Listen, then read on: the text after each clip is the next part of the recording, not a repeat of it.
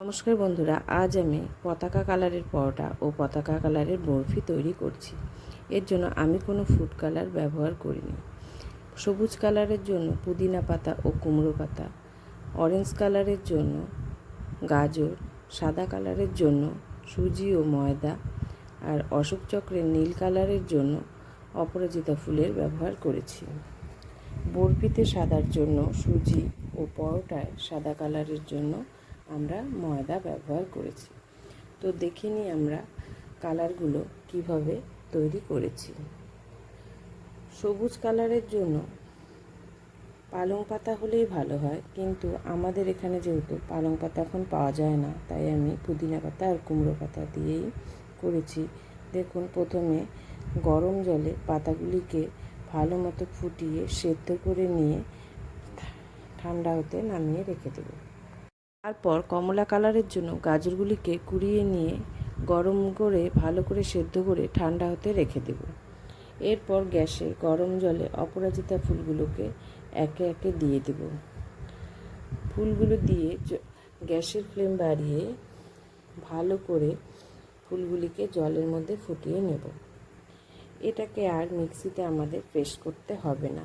এটা ধীরে ধীরে এখানেই নরম হয়ে যাবে ও নীল কালার ছাড়তে শুরু করবে। দেখুন, ধীরে ধীরে ওরা নীল কালারগুলি ছাড়তে শুরু করে দিয়েছে। আমরা এখন ঢেকে দিয়ে ভালো করে এগুলোকে সিদ্ধ করে নেব। এবার সবুজ পাতাগুলো যে রেখে দিয়েছিলাম ঠান্ডা হতে, সেগুলিকে মিক্সিতে পেস্ট করে নিয়ে একটি কাপড়ে ঢেলে ছেঁকে নেব। দেখুন, আমাদের সবুজ রং তৈরি হয়ে গেছে। একইভাবে কমলা কালারের জন্য গাজরের পেস্টগুলিকেও এইভাবে কাপড়ে ছেঁকে নিয়ে তৈরি করে নেব। দেখুন, আমাদের চারটি কালারই কি সুন্দর তৈরি হয়ে গেছে। এবার সবুজ রঙের তরলটি দিয়ে আমরা একটি সবুজ ডো তৈরি করব। কমলা রঙের তরল দিয়ে ময়দায় মেখে একটি কমলা ডো তৈরি করব। আর নীল রঙের তরলটি দিয়ে ময়দায় মেখে একটি নীল ডো তৈরি করব। সাদার জন্য আমাদের কোনো কিছু লাগবে না, শুধু জল দিলেই হবে। এবার লম্বা লম্বা ওগুলিকে লাচি কেটে আমরা চাকির মধ্যে রেখে দেব এবং হালকা হাতে সেগুলিকে বেলে নেব।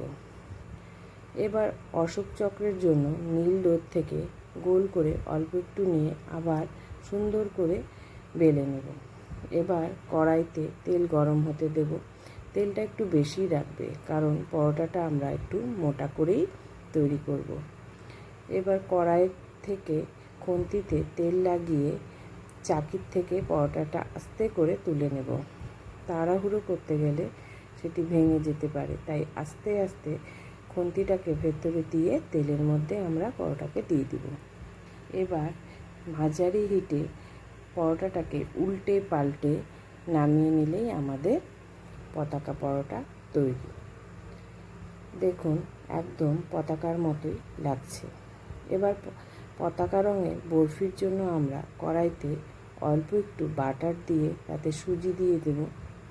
সুজি দিয়ে সুজিটাকে ভালো করে নাড়াচাড়া করে সুজিটাকে ভেজে নিয়ে তারপর তাতে নীল রঙের মিশ্রণটি দিয়ে দেব। এরপর আবার ভালো করে নাড়াচাড়া করে তাতে চিনি দিয়ে আমরা নামিয়ে নেব বরফির জন্য।